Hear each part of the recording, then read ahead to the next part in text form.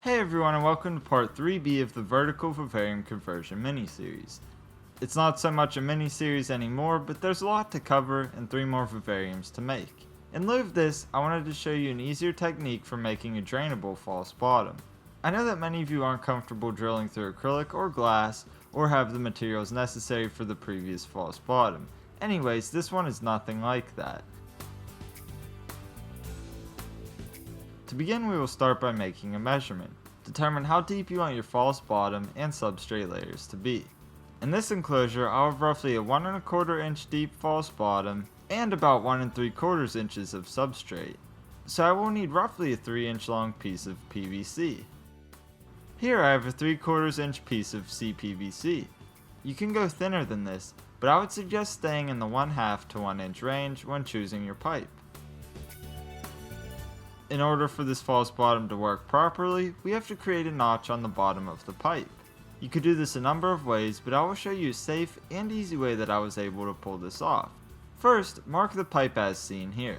Leave about a 1/2 inch of room. Next, draw a single dot on the line. Then, get a drill with an appropriately sized bit. Once you've chosen your bit, drill into the pipe.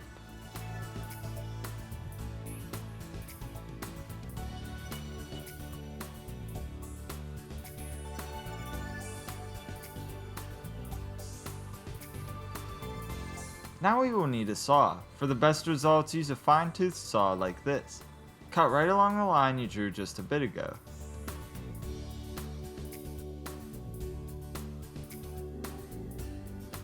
What you will end up with is a nicely notched PVC pipe. Next we will need our measurement from earlier. Mine was 3 inches. Get your roller and mark a line on the pipe as such.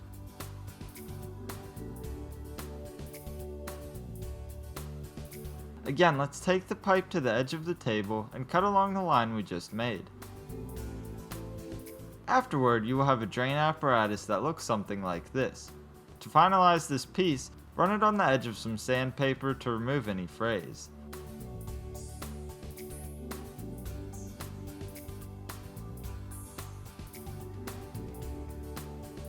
Let's put this into the enclosure.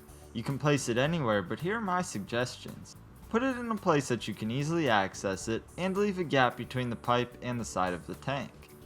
I like to place mine near the front for a few reasons. Generally, I slope the substrate up toward the back, so I can have it shorter in the front, and it allows for easier access. Anyways, get your silicone and run an even bead on the side of the pipe where you made the notch. It's alright if a little silicone gets in the pipe, just make sure the notch remains clear. Then, firmly press the pipe onto the glass. See how I left a gap between the glass and the pipe? It doesn't have to be much, just enough to conceal the pipe later on. Let the silicone cure for 24 hours and we'll move on to the next step. Now you will need your mesh. As you well know, I prefer to use window screen mesh. We need a piece sized to the bottom of the enclosure. An easy way to do this without measuring it is to place your tank on top of the mesh and cut around it using an X-Acto knife.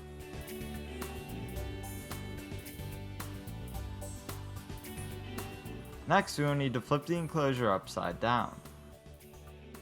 Place your mesh on top of the tank as seen here. We need to cut 2 lines in the mesh to create a plus. It should be sized according to your pipe.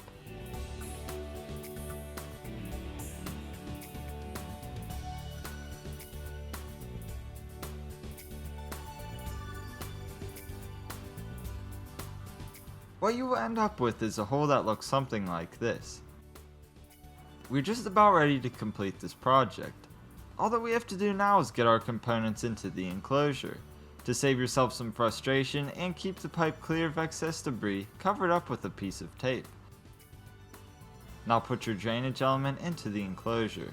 I'm using Leca, but you could use gravel or even the egg crate false bottom. After getting a nice lay of your drainage element in the tank, we will top it off with the mesh. Flip it on the reverse side from when you cut it. Carefully place it on top of the pipe so that all 4 flaps point upward. This will create a good barrier to keep the substrate above the mesh.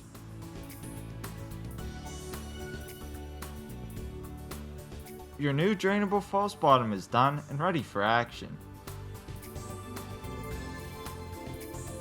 To get a proper demonstration of how this all works, I'll add some water and the substrate layer.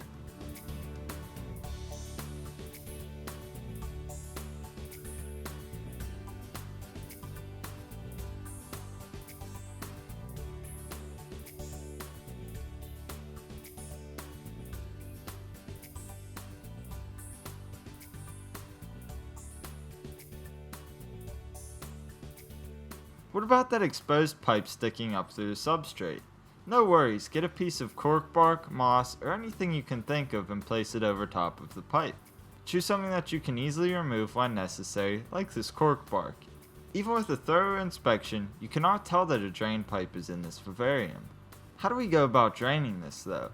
Well, it's easy, but it's also the same reason why this isn't my preferred method to create a drainable false bottom. Simply get an airline tube and stick it down into the pipe. Then blow into the airline tube for a few seconds and suck the tube for a second or two. This will create a strong siphon that will quickly drain the false bottom. Unless you have the technique down, you will likely get a mouthful of vivarium water, which is disgusting. I suggest swishing with some Listerine if this happens. The other downside to this method is that your vivarium must be opened as it drains. This is an issue because you will lose some of that hard-earned humidity. Regardless, this method is cheap and easy to create compared to the other method I showed you. Once you've drained your false bottom, cover it back up and enjoy your vivarium.